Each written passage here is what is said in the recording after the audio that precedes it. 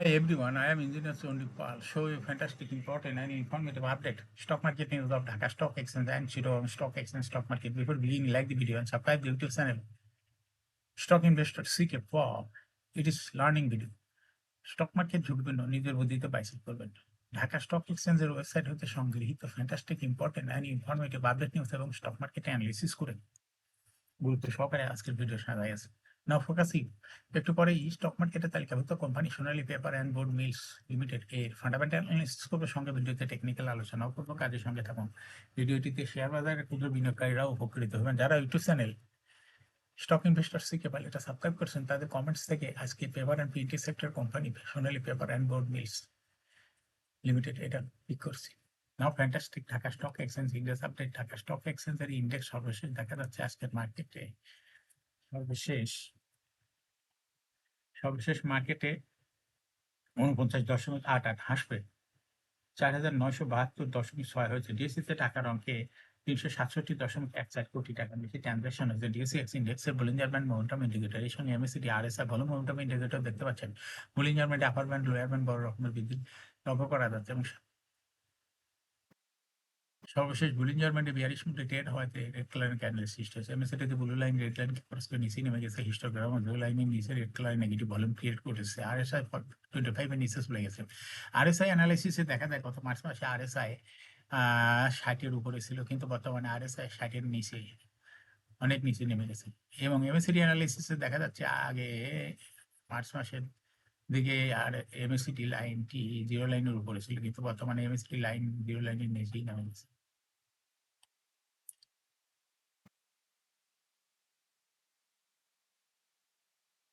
Statistic মার্কেটে 53টি company share দর বৃদ্ধি পেয়েছে, 300টি কোম্পানি শেয়ার দর হ্রাস পেয়েছে। সে সঙ্গে 46টি কোম্পানি শেয়ার দর ছিল অপরিবর্তিত। Now fantastic Dhaka stock exchange index update.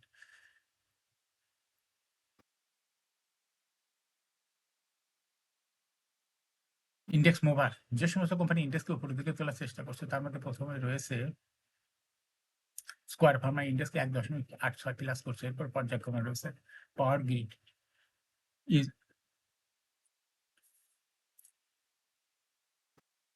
EPGL, prime bank, city bank, NIB bank, Pubali bank, NCC bank, standard bank, MTB মানে মিউচুয়াল ট্রাস্ট ব্যাংক। যে সমস্ত কোম্পানি ইন্ডেক্সকে নিচের দিকে নামানোর চেষ্টা করছে তার মধ্যে প্রথমে আছে ইস্টার্ন ব্যাংক লিমিটেড। ইন্ডেক্সকে 22.99 মাইনাস করছে। এরপর পর্যায়ক্রমে রয়েছে ইসলামিক ব্যাংক, বেক্স ফার্মা, খান ব্রাদার্স, পিপি, ওভেনবার্গ industries limited, BRAC bank, olympic industries, British American tobacco, SIBL, Heidelberg cement, Walton hitech industries.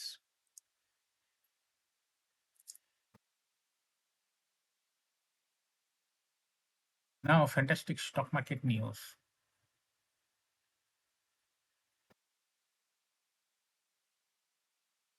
Share বাজারে তালিকাভুক্ত টেলিকমিউনিকেশন খাতের কোম্পানি গ্রামীণ ফোন 31 মার্চ 2025 প্রান্তিকে অনেকে তাদের প্রতিবেদন প্রকাশ করছে। প্রথম প্রান্তিকে জানুয়ারি হইতে মার্চ 2025 কোম্পানি ইপিএস হয়েছে 4 টাকা 69 পয়সা। আগের বছর ইপিএস ছিল 9 টাকা 91 পয়সা।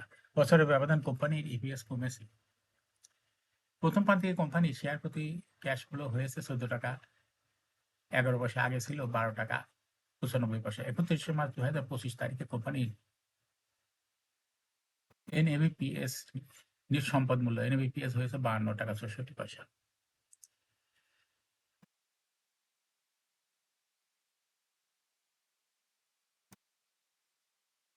বিদায়ী সপ্তাহ 20 হইতে 24 এপ্রিল প্রধান শেয়ার বাজার ঢাকা স্টক এক্সচেঞ্জে সাপ্তাহিক লেনদেনের শীর্ষ তালিকায় উঠে এসেছে বিস হ্যাচারি লিমিটেড। সপ্তাহ জুড়ে কোম্পানিটির প্রতিদিন গড়ে লেনদেন হয়েছে 18 কোটি 45 লাখ টাকা বেশি, যা ছিল ডিএসসির মোট লেনদেনের 5.37%। লেনদেনের শীর্ষ তালিকায় দ্বিতীয় স্থানে রয়েছে মিডল্যান্ড ব্যাংক এবং তৃতীয় স্থানে রয়েছে বাংলাদেশ শিপিং কর্পোরেশন। এছাড়া সাপ্তাহিক লেনদেনের শীর্ষ তালিকায় থাকা অন্য কোম্পানিগুলোর মধ্যে রয়েছে Shahjibazar power, Sinepukur ceramic, fine foods, ACI, Beximco pharma, bank, লাভিলা আইসক্রিমের শেয়ার লেনদেন হয়েছে।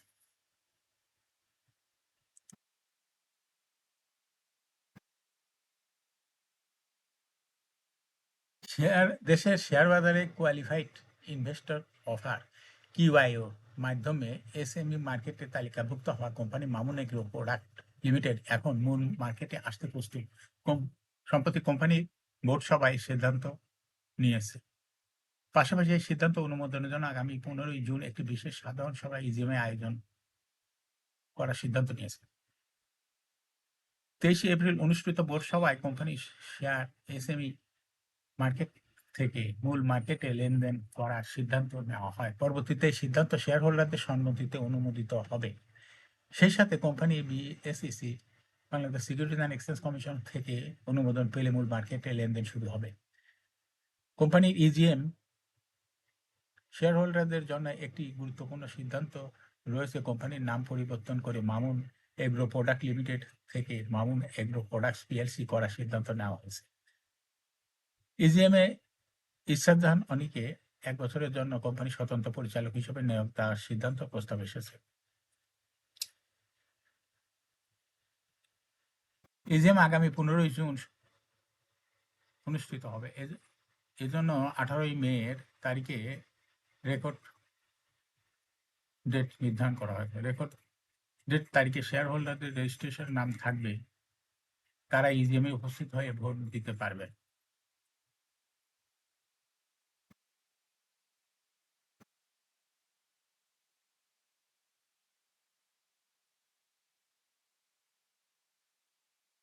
শেয়ার বাজার তালিকাভুক্ত তথ্য প্রযুক্তি খাতে কোম্পানি ই জেনারেশন লিমিটেড 31 ডিসেম্বর 2025 সমাপ্ত তৃতীয় প্রান্তিক অনলিখিত আর্থিক প্রতিবেদন প্রকাশ করেছে। তৃতীয় প্রান্তিক জানুয়ারি হতে মার্চ 2025 কোম্পানি শেয়ার প্রতি আয় হয়েছে 58 পয়সা। আগের বছর একই সময় ছিল 1 টাকা 22 পয়সা।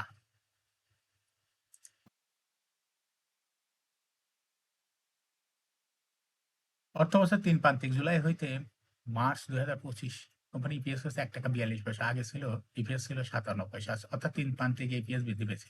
আলোচনা সময়ে কোম্পানির ক্যাশ ফ্লো হয়েছে 1 টাকা। আগের বছর একই সময় ক্যাশ ফ্লো ছিল 1 টাকা 61 পয়সা ছিল। 31 মার্চ 2025 তারিখে কোম্পানির শেয়ার প্রতি সম্পদ মূল্য এনএবিপিএস হয়েছে 23 টাকা 21 পয়সা।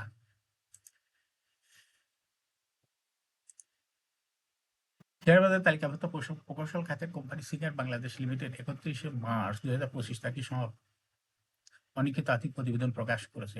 প্রথম প্রান্তিক জানুয়ারি হতে মার্চ 2025 কোম্পানি শেয়ার প্রতি লোকসান হয়েছে 3 টাকা 50 পয়সা। আগের বছর ইপিএস ছিল 21 পয়সা।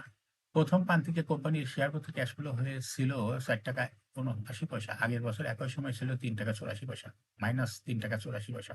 31 মার্চ 2025 তারিখে কোম্পানির শেয়ার প্রতি নিজ সম্পদ মূল্য এনএবিপিএস হয়েছে 21 টাকা 31 পয়সা। এখন শেয়ার বাজার তালিকাভুক্ত Sonali paper and board mills limited এর ফান্ডামেন্টাল অ্যানালিসিস করে সঙ্গে ভিডিওতে টেকনিক্যাল আলোচনা করবো। কাজের সঙ্গে তখন ভিডিওটিতে শেয়ার বাজারের উপর দুর্বিনিয়োগকারীরাও উপকৃত হবেন। যারা ইউটিউব চ্যানেল স্টক ইনভেস্টর শিখতে পারলে এটা সাবস্ক্রাইব করছেন, তাদের অনুরোধে আজ পেপার অ্যান্ড প্রিন্টিং সেক্টরের company Sonali paper and board mills limited এটা পিক করছি। Sonali paper and board mills limited এর ট্রেডিং কোড হলো সোনালী পেপার। এই কোম্পানিটি মার্কেটে ক্লোজিং দর ছিল 156 টাকা 20 পয়সা। 52 সপ্তাহের মধ্যে কোম্পানিটি সর্বনিম্ন দর ছিল 121 টাকা 20 পয়সা। 52 সপ্তাহের মধ্যে সোনালী পেপার এর সর্বোচ্চ দর উঠেছিল 483 টাকা। এই কোম্পানিটি পেপার অ্যান্ড প্রিন্টিং সেক্টরের একটি কোম্পানি। এর অথরাইজ ক্যাপিটাল 50 কোটি টাকা, পেইড আপ ক্যাপিটাল 32.945 কোটি টাকা। রিজার্ভ রয়েছে কোম্পানিটির 509.76 কোটি টাকা। ক্যারিড হলো 30 June. Last exam held on 19th December 2024 for the I ended 30 June 2024। এই কোম্পানির সর্বমোট শেয়ার সংখ্যা হলো 3,29,45,188 শেয়ার রয়েছে, অর্থাৎ এটা একটা লো পেইড আপের কোম্পানি। এই কোম্পানি সর্বশেষ 2024 সালে 40% ক্যাশ ডিভিডেন্ড দিয়েছিল বিনিয়োগকারীদের। এই কোম্পানি ফার্স্ট কোয়ার্টার ইপিএস হচ্ছে 1.76, দ্বিতীয় কোয়ার্টার হচ্ছে 3.72, 2 কোয়ার্টার মিলে ইপিএস হচ্ছে 5.48। Price earning ratio based on latest audited financial statement in the year 24th April 2025 PE ratio হয়েছে 41.21। Financial performance as per audited financial statement.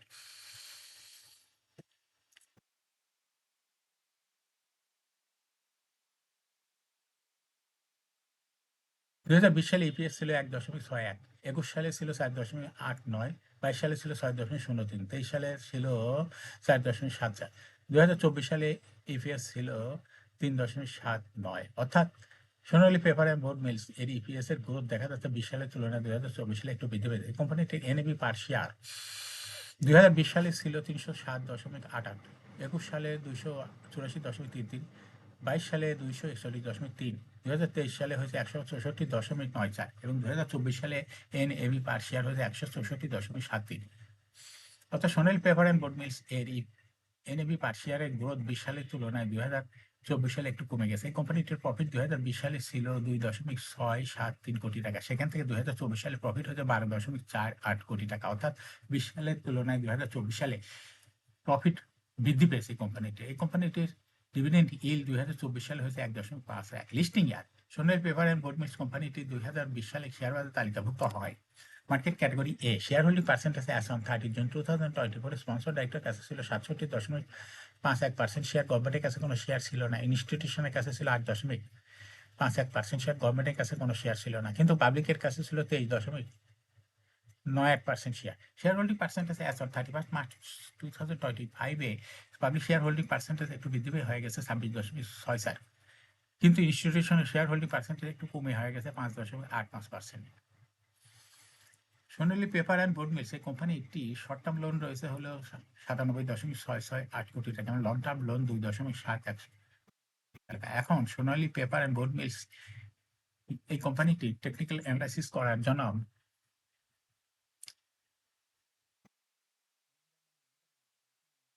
Volume momentum indicator দেখতে পাচ্ছেন। Bollinger band upper band lower band বড় রকমের বৃদ্ধির দিকে পুনরায় অগ্রসর হচ্ছে, এবং সর্বশেষ বুলিশ মুডে ট্রেড হয়। বুলিঞ্জার ব্যান্ডে গ্রিন কালারেরই ক্যান্ডেল সৃষ্টি হয়েছে, এমএসিডিতে ব্লু লাইন রেড লাইনকে ক্রস করে নিচে নেমে গেছিল, আবার ব্লু লাইনটি রেড লাইনের সঙ্গে মিলিত হয়েছে। সামনের কয়েকটা দিন অবজারভেশন বোঝা যাবে যে ব্লু লাইনটি রেড লাইনকে ক্রস করে উপরে ওঠে না কোন দিকে যায়। হিস্টোগ্রামও জিরো লাইনের সেই রেড কালারের নেগেটিভ ভলিউম ক্রিয়েট করেছে।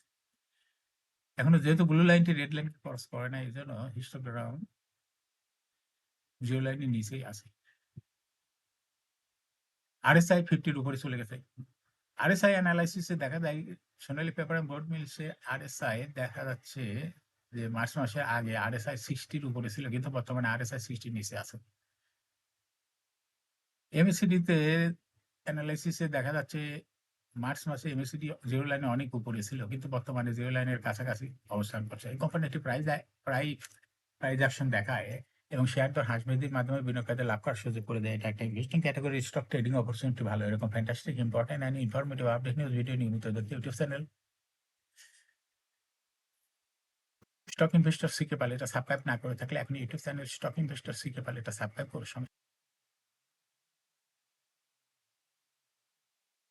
ফ্যামিলিকে শেয়ার মার্কেট সম্পর্কে জানার সুযোগ করে দিতে পারেন। যারা already YouTube channel stock investor শিখে পালে এটা সাবস্ক্রাইব করছেন তাদেরকে অসংখ্য ধন্যবাদ। শেয়ার বাজারে তালিকাভুক্ত ভালো কোম্পানির ফান্ডামেন্টাল অ্যানালাইসিসের ভিডিও এবং শেয়ার বাজারে তালিকাভুক্ত ভালো কোম্পানির ডিভিডেন্ড সংক্রান্ত তথ্যের ভিডিও, আইপিও সংক্রান্ত তথ্যের ভিডিও নিয়মিত দেখতে ইউটিউব স্টক ইনভেস্টর শিখে পায়